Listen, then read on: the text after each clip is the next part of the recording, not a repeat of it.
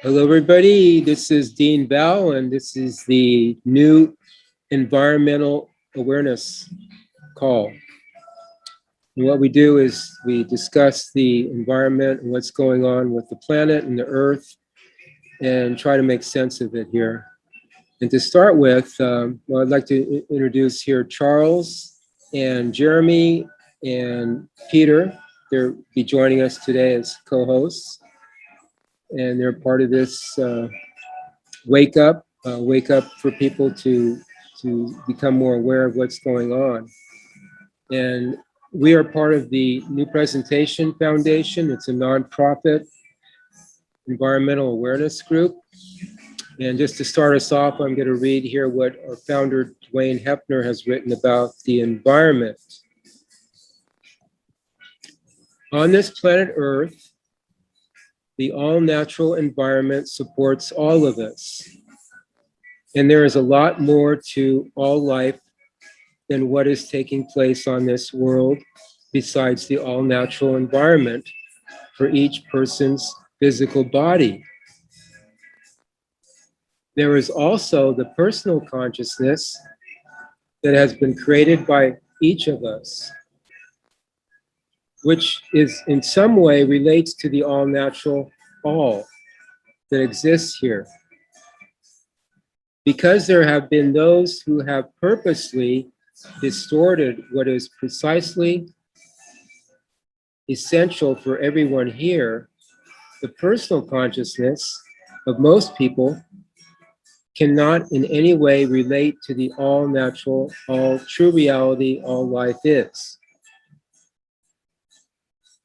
The provided physical realm and the corresponding realms of the astral mental realms have also been affected by the deceptors and the agreements of the unaware people who comply with planned distortions.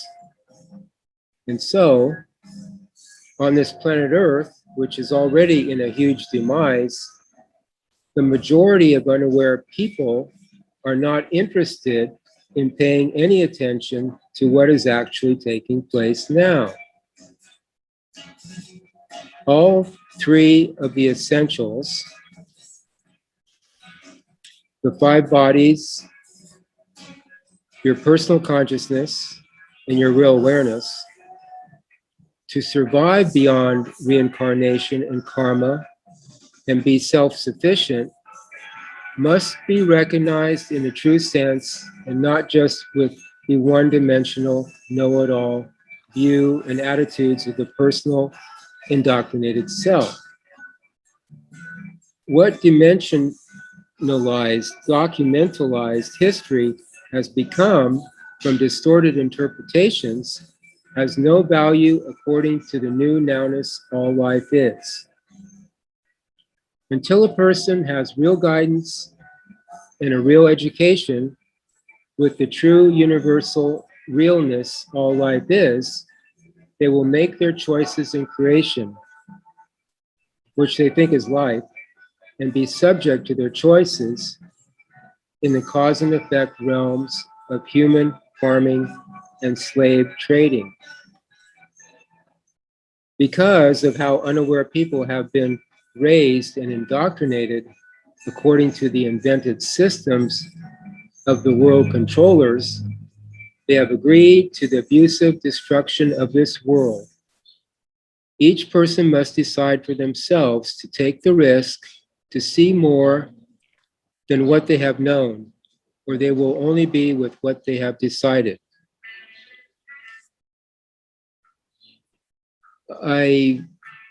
I'm not going to apologize, but I thought this was going to be a little bit more simpler, what my reading was going to be about. So this is, for some beginners, maybe a little complicated, but what we're doing here is just helping people to become more aware of what's going on around them, very simply. It doesn't take an education, or takes a real education, but it doesn't take the education that you find in the media and the systems that are provided. So we're just being real with what's going on. We have no agenda. We're just presenting this material, and Charles and Jeremy have things to say, and Peter, and we're just going to present what we found and are aware of, basically. And it's not an educated guess, it's an awareness. Awareness supersedes everything. So it's not about what you know, but actually that is part of it, but it's about what you're aware of. So Jeremy or Charles, would you like to chime in on this? Hello? Hello, Mal. Hello, Jeremy. Hello, everyone. I got a little piece to share here about food news. It's happening right now. So this just in, Taiwan decides to shut down farms to keep semiconductor factories running. They're redirecting irrigated water to these facilities manufacturing iPhone, MacBook chips, etc.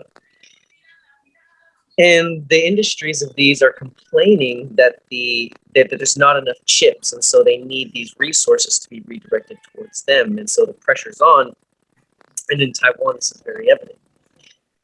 And it's kind of funny because they're deciding, whoever it may be, is that these iPhones, this techie stuff is more important than possible starvation of not just them, neighboring countries as well, because as food supplies dwindle, and this was on worldgrain.com, that as food supplies dwindle, countries are actually imposing restrictions on export, raising the prices, etc. And so in, I think it was Kazakh, the country Kazakh, their neighboring countries were actually almost at the point of starvation because of these restrictions on exportation, because of the dwindling food supply, which is all part of the bigger picture, getting rid of natural farming, etc. And so the government in Taiwan is actually buying them off. It's buying them off with these money. They're giving them money to just basically stay hush-hush about it, that it's fine. And they're actually telling them to find new jobs, that it may be time to find new jobs. And one of the ways that they're doing it in Taiwan, which has been said that it might be put in place in the U.S., is that they're reducing water pressures in certain neighborhoods, places of living, as well as cutting off water for 2 days. So they're saying you don't need to shower, you don't need to flush the toilets, wash, cook with water, anything like that for 2 days because the phones are the priority. Laughable, but it's happening. Oh God. Yeah, I'll Really? stop. If you guys want to make any comments? Oh geez. No, I'm very impressed actually. That I'm a little worried. That's pretty scary. You know, the cell phones. People probably don't realize this, but Richard Rothschild of the famous Rothschild family has a patent on a biometric data gathering a collection system in cell phones, and they want all our data, and they collect it really from our cell phones. And by the way, ultimately that means our physical data. Biometric, of course, would mean that, but you know, our buying habits, you know, our habits as consumers are already, you know, in their possession. But the point is that these cell phones are important to certain people for the simple reason that they will have a better idea of our personal health. In other words, the condition of each internal organ can be transmitted according. I have the patent. I've actually read it, and I'm, you know, frightened by it because I'm seeing that they're looking really for control. You know, if they have all that information on you, they have all your health information.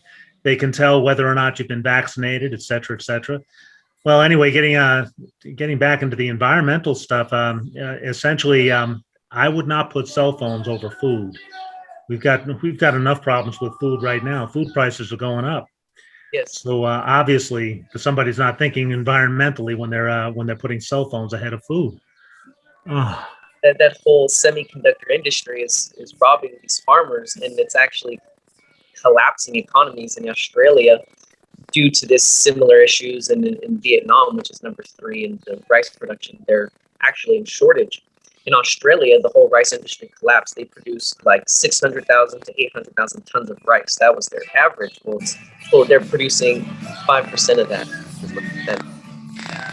And more locally, because that's around the world, more locally, where I'm at in the Central Valley, they're actually stopping certain deliveries of water to certain farmers. So they're essentially deciding that what farmers survive and which ones don't, what farms survive and which ones don't. That's it's left into the hands of them because they do all the water delivery and all that stuff. So people would like to, if you'd like to go to primarywater.org, it's a website showing you the hydrologic cycle, the typical traditional cycle that people think is going on, where it rains and atmosphere, creates this rain, and then it goes down and creates the water table and all. But then there's the other cycle that this primary water comes from, which is from the earth, the mantle of the earth. And that's very interesting. The people don't really get that because they're not told, but this water with the hydrogen and oxygen, when the heat comes up, it's condensation through the fissures and fractures of the earth, and that's actually what creates the atmosphere. And there's unlimited amounts of water. This is going on continually, so it's an unlimited supply of water. There's actually no scarcity of it, and this is what the controllers are trying to promote, that there's a scarcity of these. There's an overpopulation of people. There's plenty of room, and shortage of food, so we need GMO type foods. There's plenty of food to go around if we just manage it correctly. So it's all a big conspiracy, Yes. Well, we knew we were going to get into that sooner or later. And speaking of that primary water, I was going to mention that was an avenue that I heard a while back that they might take in the U.S., that telling people, oh, we're running out of water. But just like Val said with the primary water, water is renewable. There's no running out of water. When it rains, the watershed goes down and it's all there. But people don't know that. And actually, they label it as theory, so people don't even buy into it. Oh, there you go. Conspiracy. I like this guy. Conspiracy. Oh, Conspiracy. Dear. That's man after my own heart. Goodness. Well, that's what we're headed for. This is the problem: is people don't understand that there is a depopulation agenda, and that's something I'm going to be addressing a lot in the future.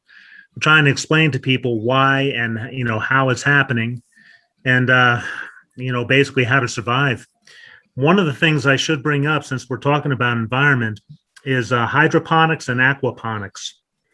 And there are certain cities, if you go around, you find people have already adapted to that. They're actually growing on top of their apartment buildings. You'll see it's all greenery, and it's basically what they're doing is growing their own food on the outside of their apartments. And I thought that was the most amazing thing I'd ever seen. But I've seen videos on aquaponics, and that can be done even indoors, where they set up very large fish tanks and they tie them all together somehow. I'm not sure how that's worked, but you have basically freshwater fish. They use tilapia, and the fish actually fertilize they set up the food source on the top of the water. It's amazing, and it's a way of surviving if you have to be indoors. Like, for a while after Fukushima, I knew a lot of people were starting to get into the idea that they might have to go underground to avoid the radiation.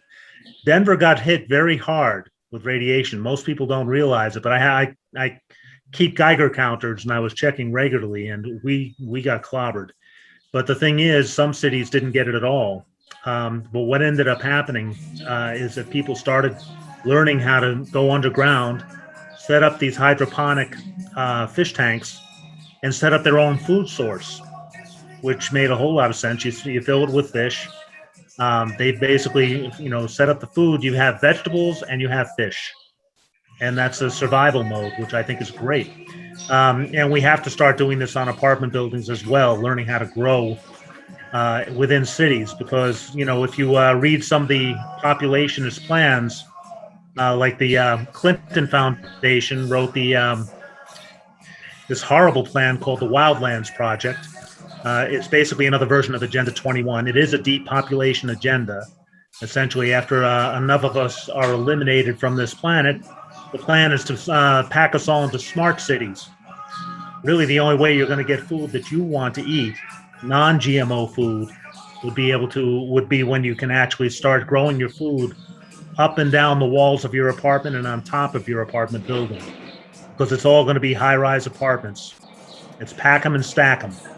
And no, you just like now, what they're doing with the vaccine passports, eventually, as the rights are supposed to be eroded, according to this document written by the Clinton Foundation, essentially, people will not be traveling from city to city. You'll be staying where you're at. You're not going to be, your family is going to be very much confined. The idea essentially is to limit the population as much as possible for control. And so that's why survival techniques are very necessary.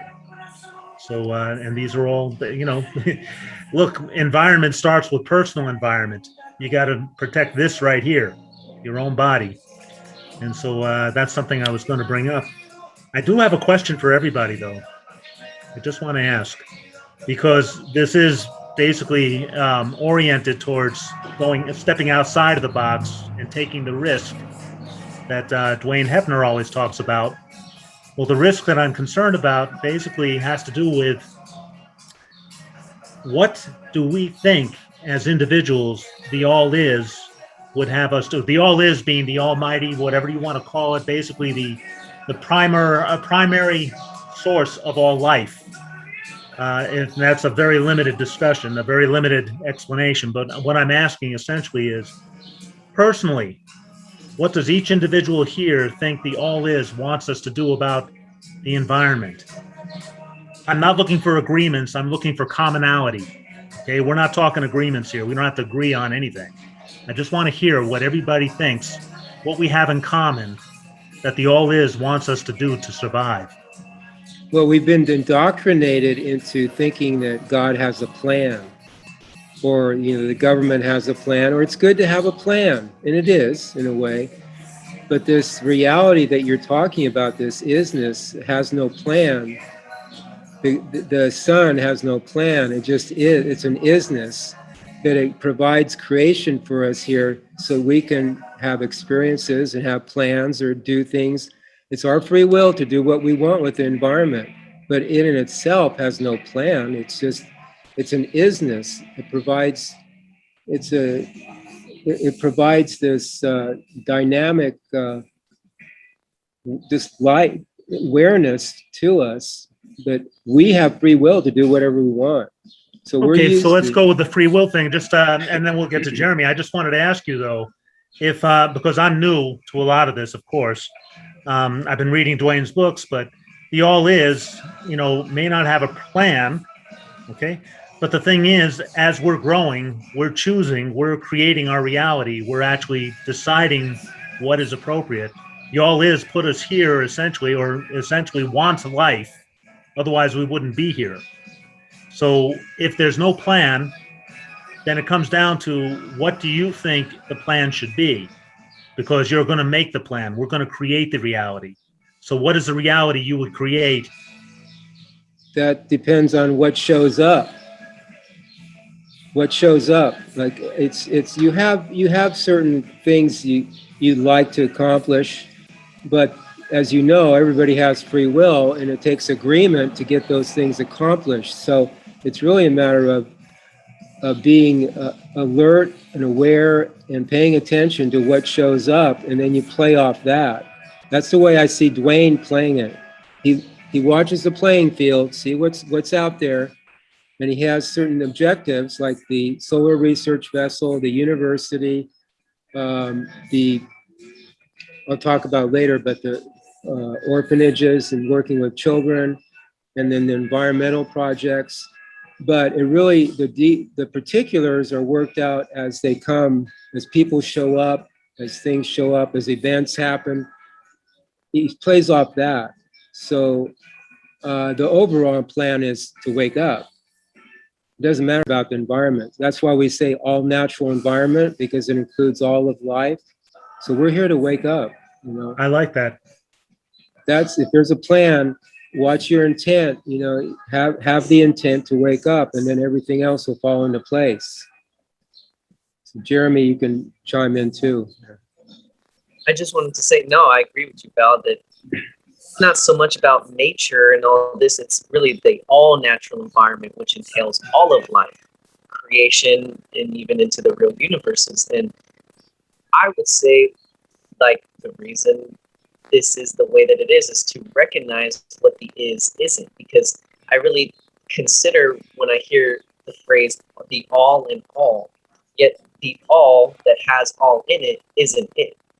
So it gets a little funny there, but it's really something to wonder about.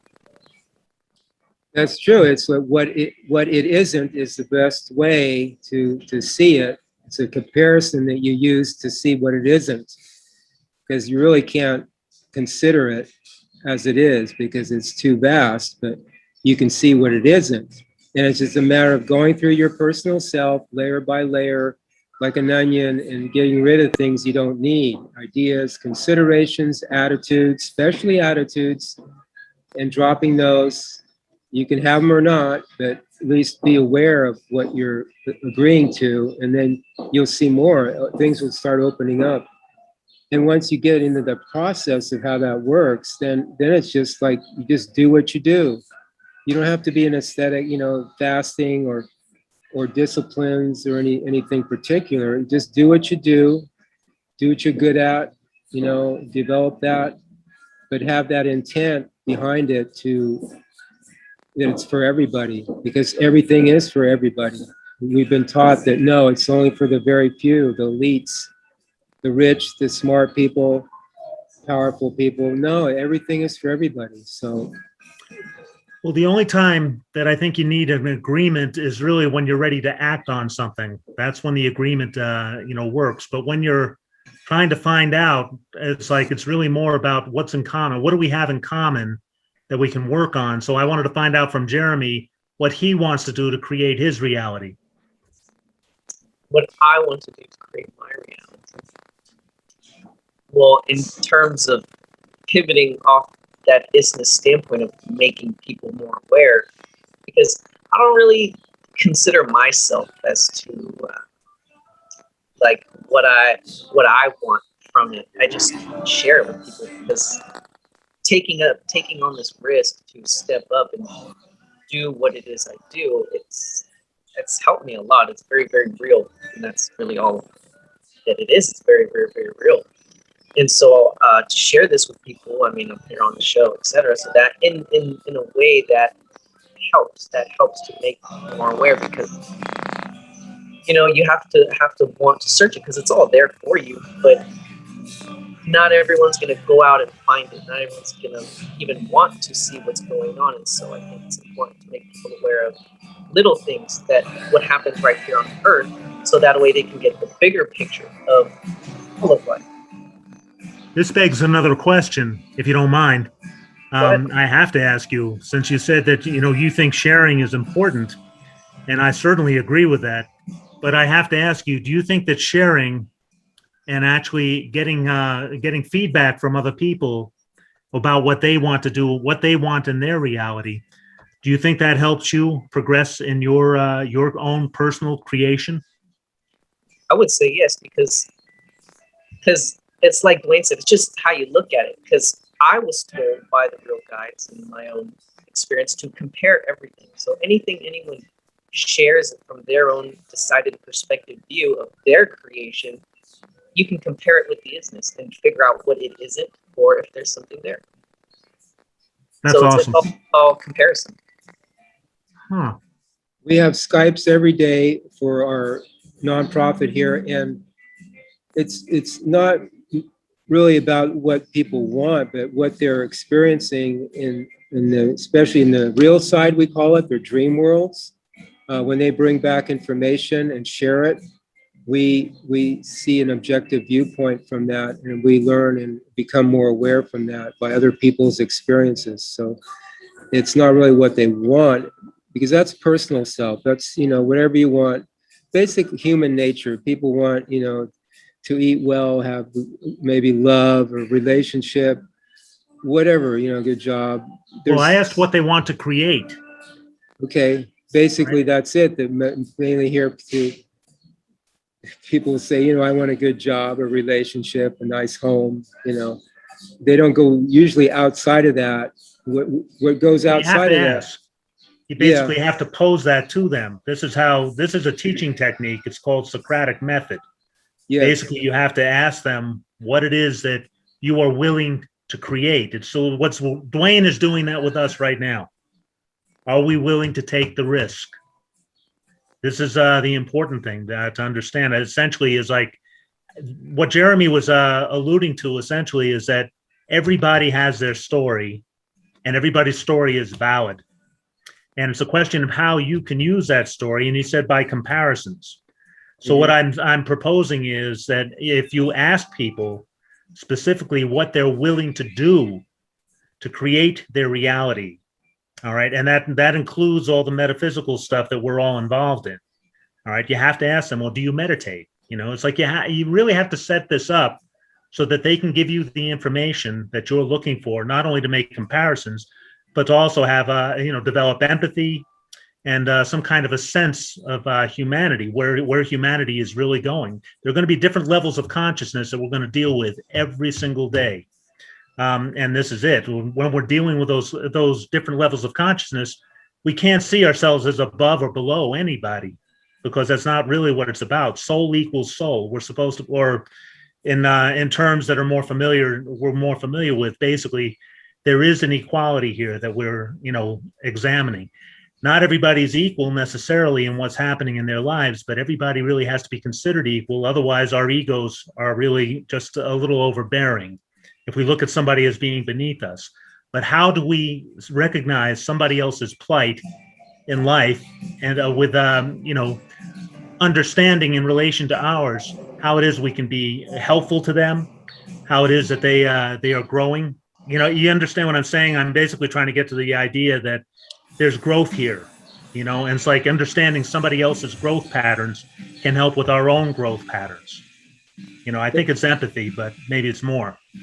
That's where we support each other. You have the intent, and then whatever you do, if it makes sense, we support each other. And that's how the real guides work. They support each other. That's how Duane has been able to, with his projects, to gain support through life, through the real guides. They work on the real side to help him establish and create things here in the physical. But it is actually, when I heard this, is very interesting. The support is actually the reality. That's reality. The support we provide each other. That's reality. It's not like something a thing or a feeling or a place or anything. That's the reality. That support is the reality that it is. My God, I just see more. I agree with you so much, but what was so scary is I was just smiling and I'm nodding my head, and I looked at myself, and for a minute there, I thought I was looking at Joe Biden, and I almost screamed. So, oh God, I'm getting old. Sorry, guys, didn't mean to distract from the conversation, but I love that. That's correct. The support is what it's all about. I love that. So I wanted to get a little idea. Have you been what Pan Eagle is saying over here? I'd love to get his response on this. It is also, he says, it is also that it is how everyone gets it done. It's not just us. It's the measure of the human to get this individually. That is to be the new man who is aware. Hey, Joe, become the president of New America. Okay, I'm not sure what you mean there, but I hope that wasn't a reference to what I think it was. I'm getting old. We're not political here, no. We're just have fun with everything, no matter what. We're not here to harm anybody, but we just have fun with things. So, agreed. Absolutely. So, clean air, clean water, clean food, just the basics. Just like Joe Friday and Dragnet, just the basics, or just the facts, ma'am. You ever watch that show? Oh yeah. Yeah, so it's just the basics. That's all we have to really concern with. But we've got so distracted. There's so many distractions here that people go off into tangents. They forget about the basics. Oh, Peter just hit a beautiful, beautiful analogy here. The movie Dune. Mm-hmm. Oh, you are so right. I mean, that's really what it's about. They're actually, they're taking our resources away. They're taking farms away from farmers. Bill Gates owns more farmland in America than anybody else. And amazingly, just amazingly, the analogy to Dune is starting to show itself, because it's going to be a very barren place. One of the problems that we're facing immediately is a thing called the Coudenhove-Kalergi plan, which is a depopulation agenda that works by overpopulating a country and then starving all the people. You actually get other people, you depose their governments in smaller countries, force them to migrate to a larger country, and then you starve them all. You basically break that country's economy by overburdening first of all, the food sources. You overburden all the resources, and then you make the government, that larger government, dependent on the banks, and essentially that becomes a project whereby that codependence forces everybody to starve. They will not replenish the food supply, and so you end up getting weaker and weaker.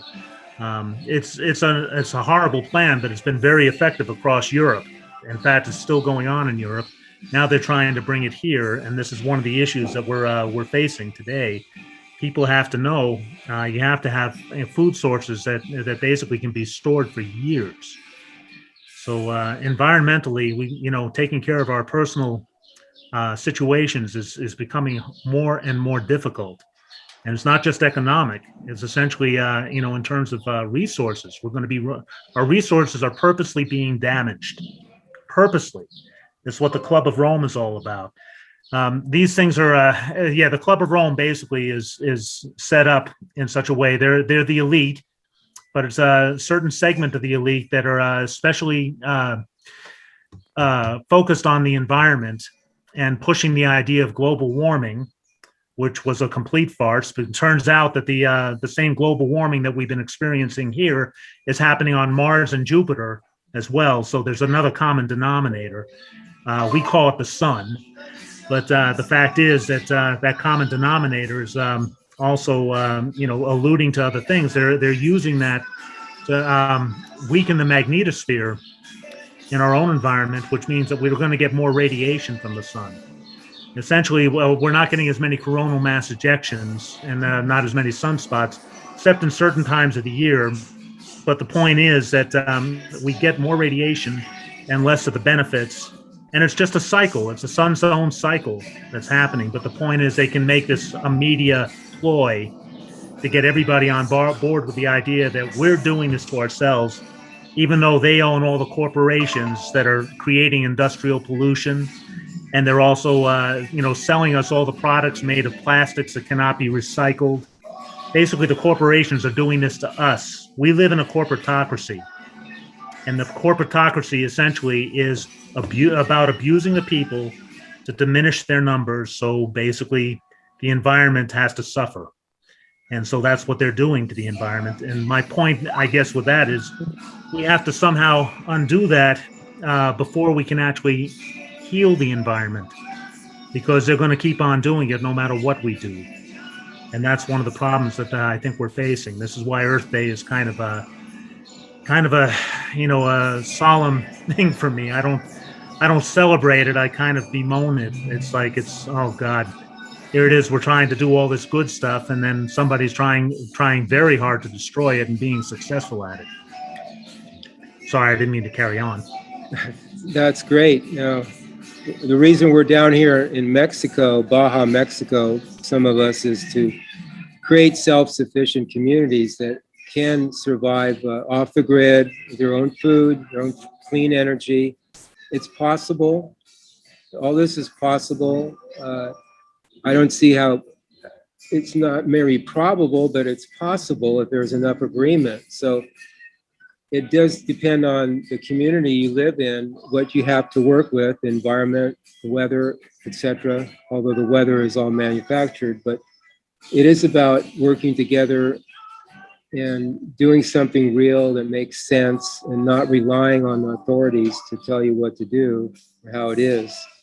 So we got to start somewhere. So that's one of the projects we have in mind is self-sufficient communities, teaching people how to be, wean them off the authority figures, off the systems, the agencies, all the, the things that we think we need. You know how people say, well, if there wasn't any government, there'd be chaos, Well, they say that just because there probably would be, because they're depending on the government and they're still locked into that mindset. But if people are just real with themselves, like when I was on the hike with my son from Mexico to Canada out in the wilderness, when you met a person on the trail, I mean, you had this sort of relationship. You knew you were in the same place, same position. You would be willing to help this person. You weren't out to scam him or anything. You're not competitive with him. You're in the environment together and you have the same challenges. So you actually are more prone to help each other. So indigenous people live this way too. They supported each other, without the need for governments and agencies and police forces and things like that. It's just what makes sense. People can make sense of things. Val, I wanted to chime in real quick about what you mentioned about the modified weather. Kind of speaking environmentally wise, obviously, with that, with the whole thing going on in Vietnam and the drought, they're actually using it as an excuse to what they call seed the clouds, or geoengineering, also known as chemtrails, etc. Yes. Yeah, and it's funny because they put it in. This was in the New York Times. They said it in the New York Times, seeding the clouds. But here again is where I'm not sure people want to know what that is. They just read it. But seeding the clouds, that's geoengineering, and that's exactly how they're one of the ways that they're modifying the weather. And it's been going on for 70 years or more. I mean, Operation Popeye in Vietnam, that was a long time ago, and they've been created more sophisticated systems, more HARP. These systems, these radioactive microwaves that are able to move weather fronts around and create hurricanes and tornadoes. I mean, they've got everything covered. There's a backlash. They can't cover everything, but basically they're creating all this, the cold weather in the east, the droughts in the west. All this is planned.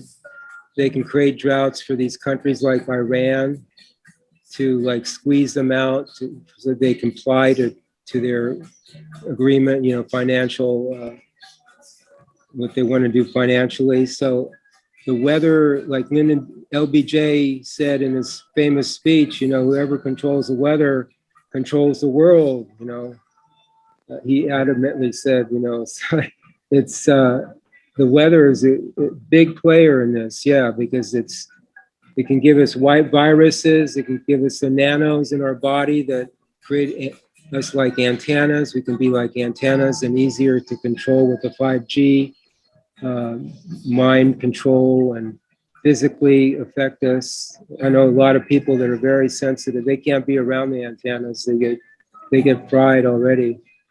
It's just one of their angles. There's so many ways that they control people, and that's just one of them. But that's a major one, the chemtrails, the warfare. Absolutely. Yeah, it frightens me. I have to say that the problem is when they ionize the sky, essentially that makes it a lot easier for surveillance, and so they're not going to stop. They're going to keep doing that because the satellites that they're putting up essentially can survey us through that ionization. The electromagnetic frequencies actually work better with an ionized sky. And by the way, so do the weapons. So I think we mentioned that once before, but the point is that what Jeremy is saying essentially is that is geoengineering. That's it really is chemtrails. It's not necessarily that they want to change the Earth by itself, the Earth itself with the chemtrails, what they're trying to do is control people. And they can. It's like essentially Iran, you mentioned before, they could cause a drought there. I believe they actually caused flooding there 2 years, 2 years ago. It was in the springtime. I remember a year ago last spring, there was horrible flooding, a lot of deaths. And basically it really slowed the country down. And there was some negotiation that they were trying to promote at that time. I don't really know what was happening, but they got clobbered. A friend of mine told me that he couldn't even talk to me on the phone because he said there was just so much water at that point. So, under circumstances now, I think that they could use that really to terrorize. That could be a form of terrorization. Basically, yes, you could damage other countries by doing this. You could frighten them and scare them into complying with your agendas. It replaces the army, the foot soldier. Yeah. They don't need to, it can just devastate with an earthquake like they did Fukushima and other places. They create earthquakes. It's one of the angles. They have many different angles, and even the chemtrails have so many aspects to it. They have multi-agenda goals in these things, and they work day and night, 24/7, just to harm people and to control people. It's just what they do. Don't ask why. That's just what they do. And it's going to take them down at the same time. Yeah. They may go underground or whatever, but and karmically, you could say it's not good for them either. They have a way to change or to see something different. That's what we're here for. We're not here just for the good people. We're here for the people that are doing harm too. To give them a chance to turn around and see more. It's Absolutely. for everybody. Yeah. Yeah, it makes perfect sense. I can see one thing that people aren't always aware of is that this is all Tesla's technology, and it could be used actually to make everybody healthy. Mm-hmm. They could actually use the same energy that's coming out of those satellites. Instead of for surveillance, they could actually improve our health. The right vibrations, they could do all kinds of good things for certain. But the point is that's like getting back to the movie Dune. That's one of the analogies, essentially, is because they always could have taken better care of that planet and essentially set it up where it wouldn't have been such a desert all the time. But they wanted that spice. It was all about the spice. Yes. It was always something.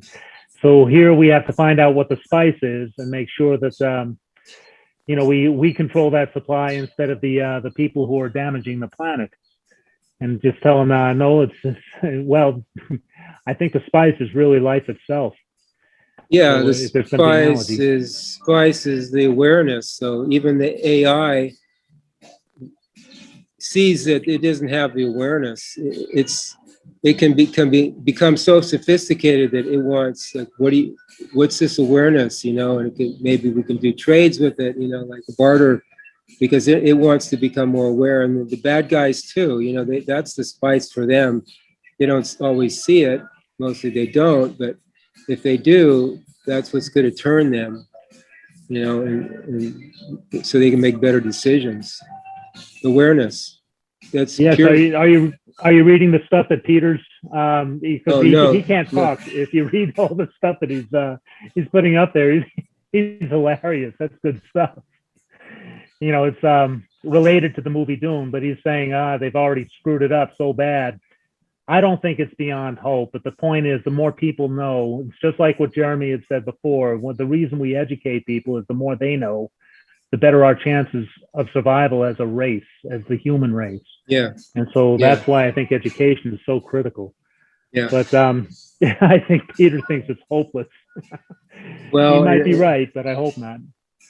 In a way, I hear Duane talking about it. Some days it's hopeless. Some days, well, depends on the, again, agreement, agreement. I mean, we can't do anything. We can't force people to be awake or conscious.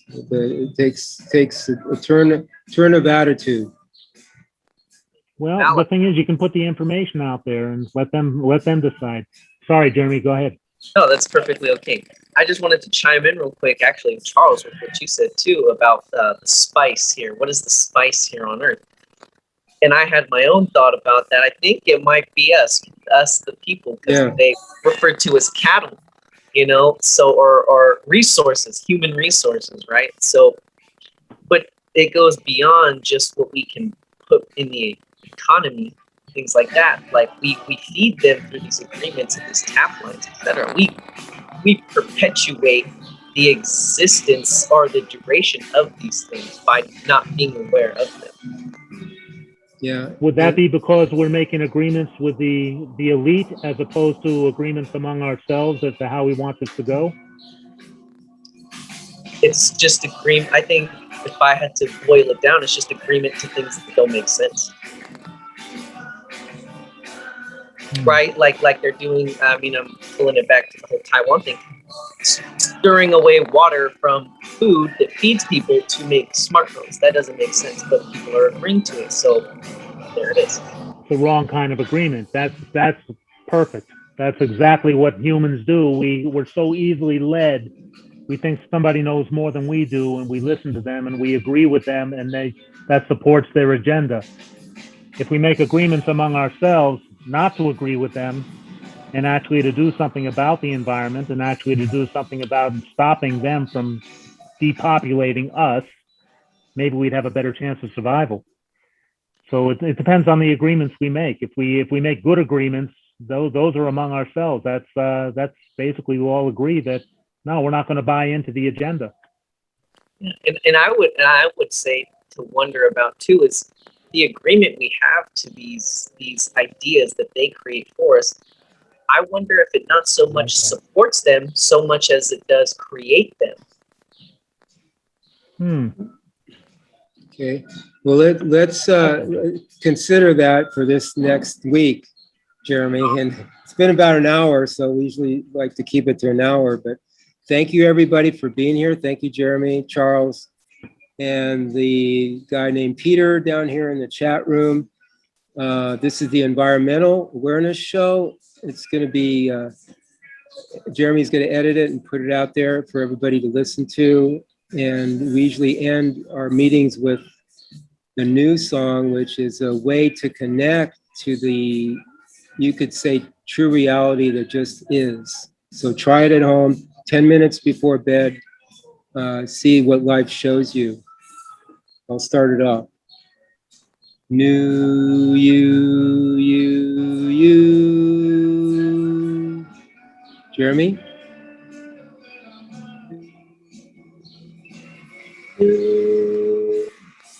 And I just wanted to point out real quick before I pass it over to Charles, sorry, that the New You song, it's resonant with all life. It's resonant with the all natural environment. It replaces all the other old words. Hue, everything. Charles? And it helps us to make better agreements. Yes. Better agreements. Okay. If we have to make agreements, they might as well be good ones. So I'll just sing it this way. New you.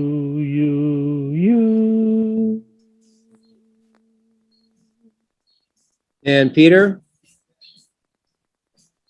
Okay, I think I hear him. I think I hear a whisper there. Okay, you guys. See you next week. Thanks for showing up.